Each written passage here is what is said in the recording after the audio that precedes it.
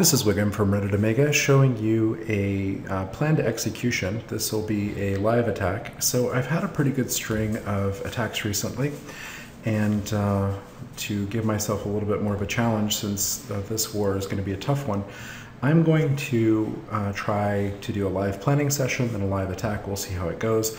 I've selected as my target, this is North Remembers. They're a very legit fair play clan.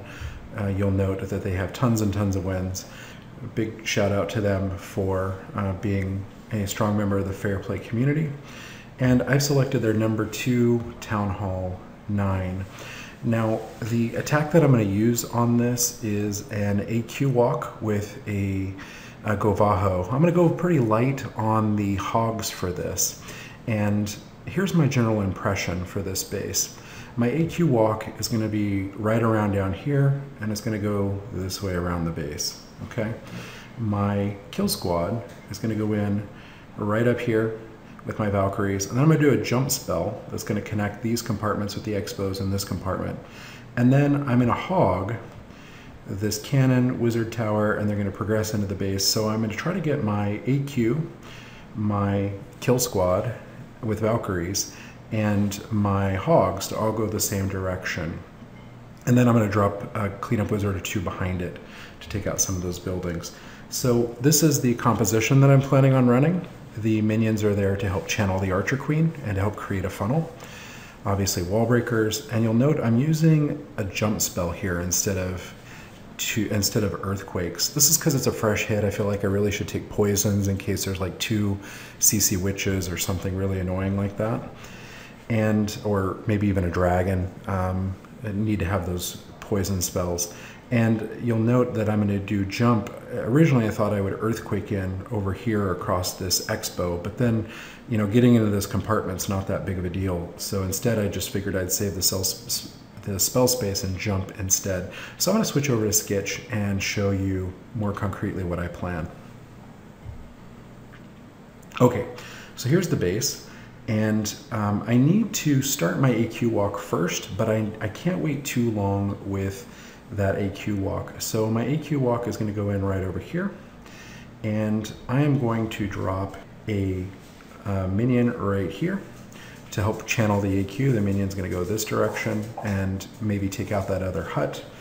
And my AQ is going to, and one thing that's really important is I'm actually going to drop the healers right on top of the Archer Queen. So the healers are going to go down right on top of the Archer Queen. And that's going to line me up really well with a rage, because I anticipate that the first rage is going to go right here, roughly. Maybe over here. So it catches the healers, and it keeps the Archer Queen in that rage while she's taking down the opposing Archer Queen, the opposing Archer King, Barbarian King, and that Town Hall and some of the high hit point buildings. But I'm going to wait till the Archer Queen aggroes. I'm going to drop a poison on top of her. Hopefully I remember to do that. And then I'm going to drop a rage spell, or the rage is actually going to come first. Okay, so the Archer Queen is going to go in this direction. Okay.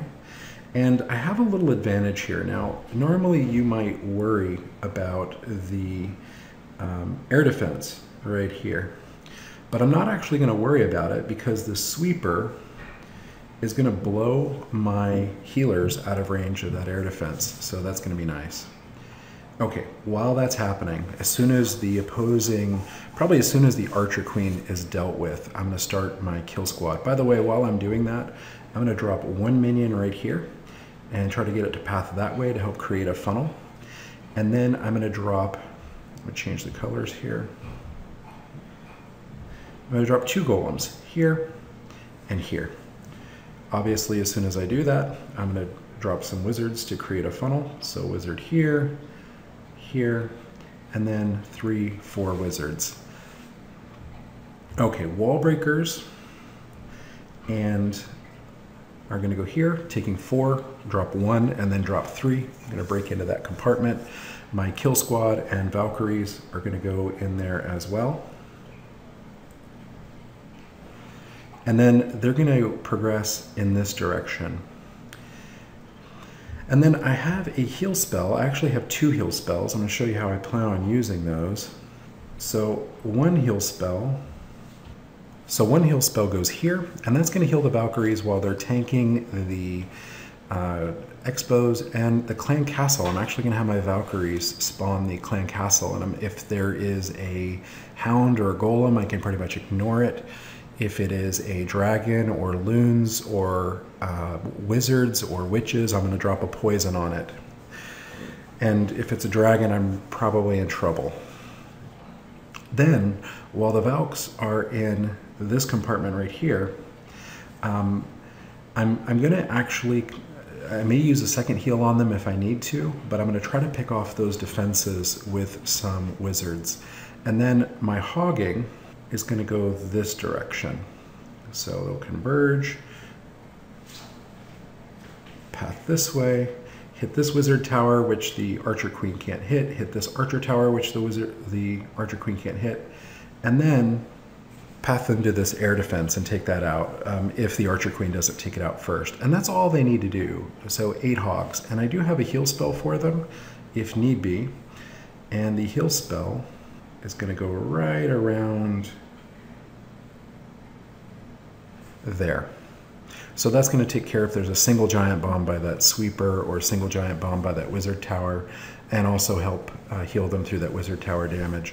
And then if the hogs actually live through that and join my Valkyries over here, that's great. But if not, the Archer Queen's going to be over there, and she's going to take out those remaining defenses. And I'm going to drop some cleanup Wizards on the backside of my attack. So cleanup Wizards are going to go down like right there, and they'll take out these backside buildings, and then the Queen should get the rest. So that's kind of a messy plan, and there's a lot of things going on there. There's a couple of things that could potentially go wrong. Clan Castle composition is a big thing. Even a CC P.E.K.K.A. might be somewhat annoying, but I may only lose 1 or 2 Valkyries to that, so that should be sufficient. So again, we'll attack this live, and we'll see how it goes.